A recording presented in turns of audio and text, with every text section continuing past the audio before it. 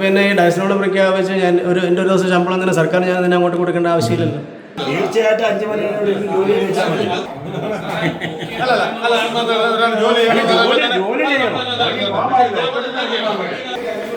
ഒപ്പിട്ടോ ആരും പോണ്ട.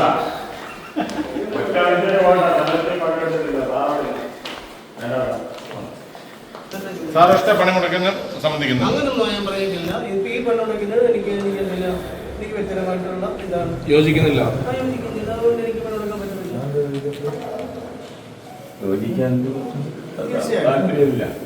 യോജിക്കുന്നില്ല എന്ന് പറയാൻ കാരണം സർക്കാർ ജീവനക്കാരുടെ എന്തെല്ലാം ആനുകൂല്യങ്ങൾ കിട്ടാനുണ്ട്. DA പിടിച്ച് കിട്ടാനുണ്ട്, ശമ്പളം പിടിച്ച് കിട്ടാനുണ്ട്. സമരം ചെയ്യാനുള്ളത് പോലെ ഇരിക്കാനുള്ള അവകാശമുണ്ട്.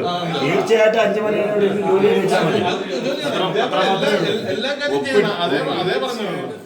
ഒപ്പിട്ട് കഴിഞ്ഞാൽ തീർച്ചയായിട്ടും ഞങ്ങൾ അടപ്പിക്കത്തുമില്ല. കാര്യം ഗവൺമെന്റിനോട് നിങ്ങൾ അത്രയും ജീവനക്കാരെന്ന് പറഞ്ഞാൽ കോൺഗ്രസ് സംഘടന ഗവൺമെന്റിനോട് അത്ര പ്രതിബദ്ധതയുള്ളവരാണ്.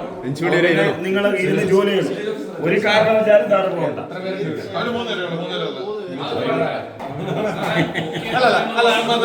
ജോലി ചെയ്യണം.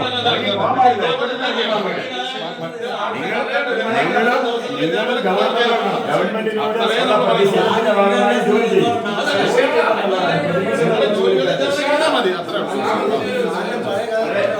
3 ജീവനക്കാർ മാത്രമാണ് ഇന്ന് എത്തിയിട്ടുള്ളത്.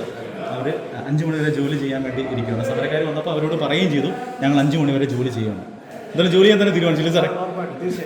സമരത്തിന് അനുകൂലമല്ല അല്ല. Okay okay. അത് ജീവനക്കാരുടെ ആനുകൂല്യങ്ങൾ ഇഷ്ടംപോലെ ആനുകൂല്യങ്ങൾ ലഭിക്കാനുണ്ട്. അന്നേരം പിന്നെ ഈ ഡയസിനോട് പ്രഖ്യാപിച്ച് ഞാൻ എൻ്റെ ഒരു ദിവസം ശമ്പളം തന്നെ സർക്കാർ ഞാൻ തന്നെ അങ്ങോട്ട് കൊടുക്കേണ്ട ആവശ്യമില്ലല്ലോ. അപ്പം 10,000-3,000 രൂപ നഷ്ടമാണ്. ഞാനത് നഷ്ടപ്പെടുത്തേണ്ട ആവശ്യമില്ല. എനിക്ക് ആ ഒരു 3,000 രൂപ കിട്ടുമ്പോൾ എനിക്ക് ബാക്കിയുള്ള കാര്യങ്ങൾ 3,000 രൂപ പറയുമ്പോൾ എന്ത് ചെയ്യും? എൻ്റെ മാസം ബഡ്ജറ്റ് എന്ത് ചെയ്യും? താളം തെറ്റും. തീർച്ചയായിട്ടും താളം തെറ്റും. അപ്പോൾ നമുക്ക് ജോലിയാണ്. 5 മണി വരെ ജോലി ചെയ്യാൻ മനസ്സുണ്ട്. പല സ്ഥലങ്ങളിലും ചെല്ലുമ്പോൾ എങ്ങനെയെങ്കിലും ഒന്ന് അടപ്പിക്കാൻ വേണ്ടി ജീവനക്കാരാണ് വിളിക്കുന്നത്. ഒപ്പിട്ട് കഴിഞ്ഞിട്ട് അവർക്ക് വീട്ടിൽ പോകാൻ വേണ്ടിയിട്ട്. ഇവിടെ അങ്ങനല്ല. 3 പേര് ഒപ്പിട്ടിട്ടുണ്ട്. ഈ 3 പേരും 5 മണി വരെ ഇവിടെ എന്ത് ചെയ്യും?